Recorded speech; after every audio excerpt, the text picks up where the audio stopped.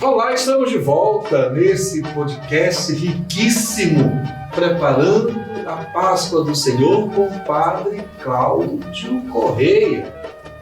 Padre Cláudio, ele é liturgista, traz uma bagagem riquíssima para nos orientar, formar, instruir e também enriquecer o nosso conhecimento neste tempo em que estamos celebrando a Páscoa de Jesus. Nesse bloco, nós vamos agora entender um pouquinho mais o que é a Sexta-feira da Paixão, com o seu passo a passo, com a sua riqueza litúrgica e entender o que é que a gente celebra nesse rito litúrgico.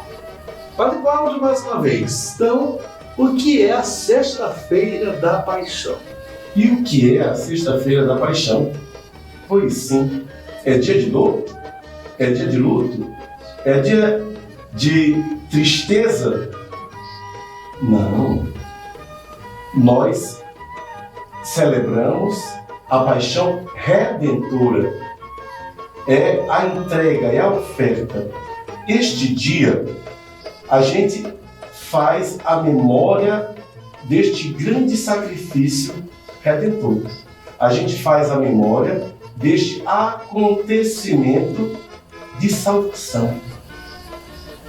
Celebrar a sexta-feira, fazer memória da paixão do Senhor, é ver este ato de entrega, aonde a gente também é convidado com Cristo a assumir a nossa cruz. Quem quiser vir após mim, renuncie a si mesmo. Tome sua cruz e me siga. Celebramos a paixão numa perspectiva da ressurreição. Celebramos a paixão na certeza da ressurreição. Não é dia de luto, como alguns pensam. É dia, sim, de fazermos a memória deste acontecimento redentor, de torná-lo presente. E falando deste sacrifício, desta entrega, a celebração que na quinta-feira não encerrou, a da sexta parece não ter início, né? Do jeito que encerramos no silêncio, na quinta-feira, iniciamos na sexta com o silêncio, com o recolhimento de toda a igreja e nesta oração, neste dia de oração, neste dia de memória da entrega do Senhor. A gente vai começar no silêncio e faz-se a oração do dia para dar início à liturgia da palavra. Direto. Faz a oração do dia sem dizer oremos, só faz a oração. E aí a gente vem partilhar a palavra, aonde eu gosto muito de um autor espanhol chamado Castellano, que Castellano ele diz o seguinte: são 4 momentos da celebração da paixão. O primeiro momento, que é esta paixão proclamada. Qual é a paixão proclamada que ele fala? Onde a gente vai fazer memória por meio da liturgia da palavra. Na liturgia da palavra vai trazer para nós quem é Cristo Jesus. A segunda leitura deste dia, a primeira é o profeta Isaías, falando este servo sofredor. A segunda leitura que nos traz para nós esse esvaziamento, né? Ele, sendo Deus, esvaziou-se de si mesmo e entregou-se. Fez-se obediente até a morte e morte de cruz. Mostra Cristo como aquele que cumpre a vontade do Pai. O sacrifício de Cristo é a vontade do Pai, a sua entrega pela salvação de todos, né? E o Evangelho, que é aquela paixão enorme, segundo João, aonde a gente vai refletir e meditar todo o sentido da prisão, do julgamento, da crucifixão do Senhor, né? Até a descida para a sepultura. Tudo a gente medita, vê neste grande evangelho da paixão, segundo João.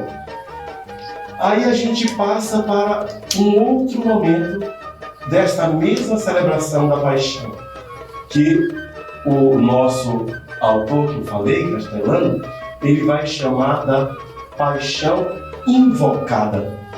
O que é a paixão invocada que ele vai estar chamando? É aquele momento das orações, né?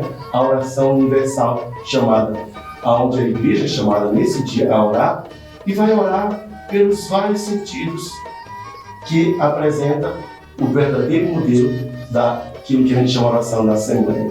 A gente vai rezar pela Igreja Universal, a gente vai rezar pelos que não creem, a gente vai rezar pelos que sofrem, a gente vai rezar pelos que ainda não conhecem o Senhor. São 10 orações que seguem por todas as necessidades da Igreja. Num terceiro momento, a gente vê a paixão venerada, onde a gente vai venerar a cruz do Senhor. A gente vai apresentar esta cruz redentora, né? Aquele canto antigo da nossa igreja, que bem expressa o que é este momento. Vitória, tu reinarás, ó cruz, tu nos salvarás. Não é o sentido de ficar chorando na cruz. Este Jesus ressuscitará, como ele disse. Então, a gente vai venerar este mistério com entrega, com doação, com sacrifício redentor. Então, ele se entrega. E aí a gente vai venerar a cruz. Terceiro momento. O quarto momento, a gente vai comungar deste grande corpo e sangue que na quinta-feira foi consagrado na instituição da Eucaristia. Hoje a gente vai comungar este corpo e sangue. Tem uma peregrina que nos fala que é neste momento que começa o verdadeiro jejum, porque a gente vai se abster do alimento maior que nós temos, que é o corpo e sangue do Senhor. Aí ela coloca que agora é o verdadeiro jejum, aonde será tirado. Aonde ele próprio diz, pode quando o noivo está, os amigos fazerem jejum? Não, vão fazer depois que o noivo, sabe? Então é essa hora que o noivo nos é tirado, né? Que a gente vai começar esse verdadeiro jejum, né? Esse jejum, essa abstinência, que amanhã, sábado, durante o dia, é chamado de dia alitúrgico, ou seja, não teremos nenhuma celebração neste dia, a não ser o viático. O que é o viático? É a última Eucaristia que é concedida àquele que está na hora do leito da morte. É o único sacramento que é permitido ser celebrado, porque de fato ninguém pode escolher o dia de encontro do Pai. Ele é que determina. Então, por isso, é o sacramento que pode ser celebrado. O viático, né? Claro, seguido de exéquias também, né? Se for as exéquias. Mas nenhum outro sacramento pode ser celebrado antes da vigília pascal. Assim a gente fala, junto com a sexta-feira, já do sábado, que é o dia chamado alitúrgico, né? É o dia que Jesus está enterrado e vai à mansão dos mortos. Vai à mansão dos mortos, diz a nossa profissão de fé, né? Desceu à mansão dos mortos, né? E na liturgia das horas desse sábado santo tem um texto belíssimo de uma antiquíssima homilia da igreja primitiva que diz: despertas, ó tu que dormes, porque não te criei para o sono da morte, né? É Jesus que vai onde o primeiro homem Quando ele vai lá no primeiro homem e tira Adão do sono da morte, ele vem tirando todos aqueles. É essa pergunta que eu quero lhe fazer, mais de cunho teológico, mas que, claro, está intrinsecamente ligada à liturgia.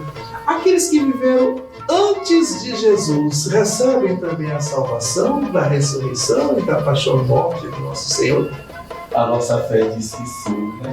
Que com a ressurreição, aqueles que antes, porque diz assim, as sepulturas serão abertas, e todos, a nossa fé diz que sim, que o ato redentor é para antes e para nós que até hoje aqui estamos, né? Sem ter conhecido, mas experimentando Essa fé e salvando-nos, né? É isso que diz a nossa mãe igreja, e é isso que nós acreditamos, que ele veio para salvar a todos, indistintamente. Padre, por que nesse dia a gente faz uma coleta obrigatória para os lugares santos de Jerusalém? Já chamado, né, o órgão que a gente vai colocar a oferta para os lugares santos. Esta oferta é para a gente manter também o lugar físico, né? Aquilo que nos faz a memória, aquilo que a gente vai dizer, é preciso manter. Quando a gente chega lá, eu pelo menos falo por mim, a gente até se entristece, né? Porque é uma divisão, um pedacinho para cá, um pedacinho para lá, mas a gente precisa cuidar e manter aquilo que nos faz recordar a passagem, o momento de nosso. Se a gente tem que pintar nossas igrejas, consertar as goteiras aqui, né? A gente tem que partilhar com essas igrejas que estão lá, por ser históricas, né? Que onde diz a tradição, né? Lembra um momento tão importante da vida de Jesus. Né? Exato, né? O Padre Heitor, que já foi lá várias vezes, quando a gente assim faz, diz a liturgia, celebrar um loco, né? No próprio lugar. A emoção de celebrar é incrível. Eu, pelo menos, fui 3 vezes e voltaria quantas vezes assim fosse e possível. rezemos pela paz em Jerusalém. É uma das orações, né? Uma das orações. Rezemos pela paz. Rezemos pela paz. E agora está mais do que necessário. Que situação, uma guerra infindável, uma situação que a questão da morte, da dor, do sofrimento, via nestes últimos dias no noticiário a desnutrição, crianças em hospitais, uma cruz insuportável. A fome desses irmãos que ali estão, né? Partindo de jejum aqui para mandar para lá. É verdade. Né?